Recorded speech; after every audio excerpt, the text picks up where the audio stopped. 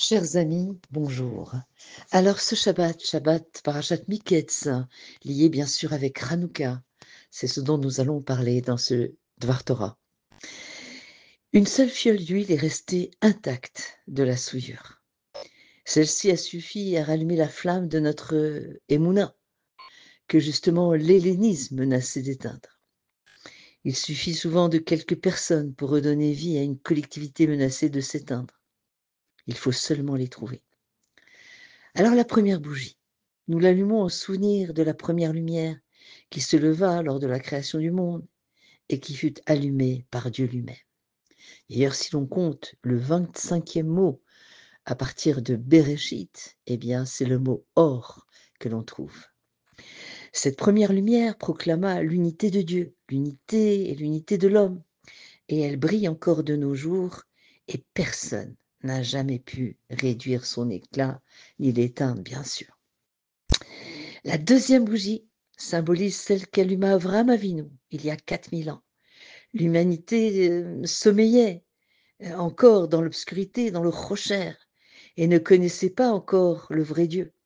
C'est alors qu'Abraham a allumé la grande lumière du Hémet, de la vérité, de la Emouna, de la foi et bien sûr du Shalom pour l'humanité.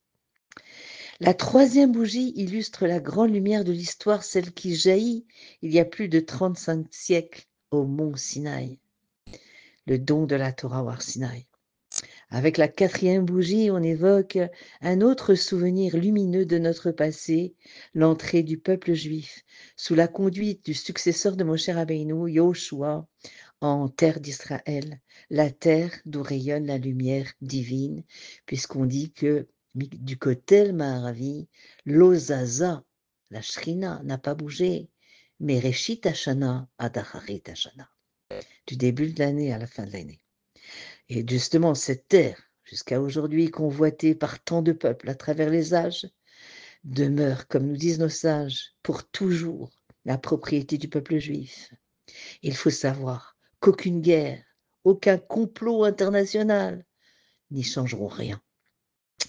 La cinquième bougie rappelle l'étape lumineuse de notre histoire qui correspond au règne de David Ameller, le poète, le chantre de l'Éternel, qui a consolidé le royaume juif basé sur l'éclatante lumière de la Torah. La sixième bougie de Hanouka se réfère à la montée sur le trône de Shlomo Ameler, chargé à la suite de son père David d'édifier à Beth Amikdash Arishon, le premier Beth Amikdash, à la gloire de Akadosh Baruch Hu. Parce que tout le but de la création du monde, c'est d'Irab Tartonim, c'est que Dieu vienne habiter dans son temple. La septième bougie commémore une autre période de notre histoire après la mort de Shlomo Ameler. Le peuple d'Israël, mal guidé par des rois vraiment impies, a dû quitter son pays. Et ainsi que l'avait prédit le prophète Yirmiyahu. Et voici que Jérobaël, Ezra, Néhémia ont reconduit le peuple vers sa patrie ancestrale pour allumer la flamme sacrée de la Ménorah. Alors, quant à la huitième bougie, bien sûr, elle se réfère à l'époque des Maccabim, l'hellénisme, des Grecs tentés par des décrets iniques d'éteindre la flamme de la Torah et de provoquer ainsi, voulaient détruire spirituellement Israël de l'intérieur, parce qu'on dit que les Grecs voulaient toucher à l'âme juive. Donc l'ennemi a pénétré dans le temple, il a profané le temple et a introduit une idole. C'est alors que Matthiahu et ses fils ont rallumé courageusement la lumière la plus puissante, celle du Organou, justement, dont on parlait, que Dieu a caché pour les tzadikim. Eh bien, on sait que cette lumière, cette bougie de Hanouka, c'est la lumière de cette lumière que Dieu a cachée pour les tzadikim. Israël, donc, était plongé dans une obscurité qui devait durer plus de 2000 ans. Et bien sûr, nous voyons qu'à travers les paroles de nos tzadikim, dans chaque endroit se construisent des petits Beth Amikdashot, des petits temples. Et bien sûr, on attend la lumière éternelle celle de la venue de Mashiach. Alors, quel est le lien avec la parashat Miketz, puisque on va lire la parashat Miketz ce Shabbat, qui est toujours lue en même temps que la fête de Hanouka, pendant la période de la fête de Hanouka. Alors, ça commence par Vayehi Miketz Shnataim Yamim. Et nos sages nous disent que le Vayehi, eh bien, c'est toujours langage tsahar, c'est un langage de souffrance. Effectivement, au début de la paracha, on voit que Yaakov Avinu est plongé dans la tristesse. La Shrina, d'ailleurs, c'est partie de lui-même. Et donc, puisqu'il était dans la tristesse de la perte de son fils Yosef. Yosef, là, ça va sortir dans le paracha. Il a passé 12 années injustement emprisonné par les propos de la femme de Poutifar. Et 12 ans de prison.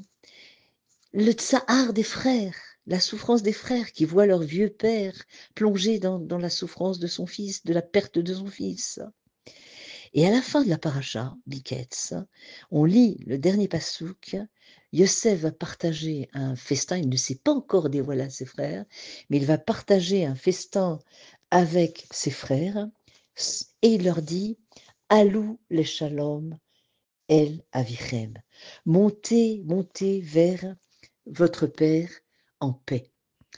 Et donc, de la même façon que ces événements vont se précipiter pour le bien, et bien, de la même façon, pour Hanouka, nous avons pu être sauvés du hol des Yavanim qui cherchaient à faire la destruction du judaïsme. Donc toujours cette tikva, cet espoir qui nous anime, que finalement, malgré les tsarot, eh bien, Hachem est avec nous et, et nous serons délivrés très rapidement. D'ailleurs, si on regarde le mot Yavan, qui veut dire la Grèce, Yavanim, les Grecs, eh bien, c'est un Yud, c'est un Vab, c'est un Nun, c'est toutes des lettres qui descendent vers le bas, qui descendent vers l'abîme. Il n'existe plus. Toutes ces, toutes ces pays, ces civilisations qui ont cherché à nous détruire, eh bien, n'existeront plus. Et que très bientôt, la lumière de Mashiach se dévoile. Je vous souhaite Shabbat Shalom ou Mevorach.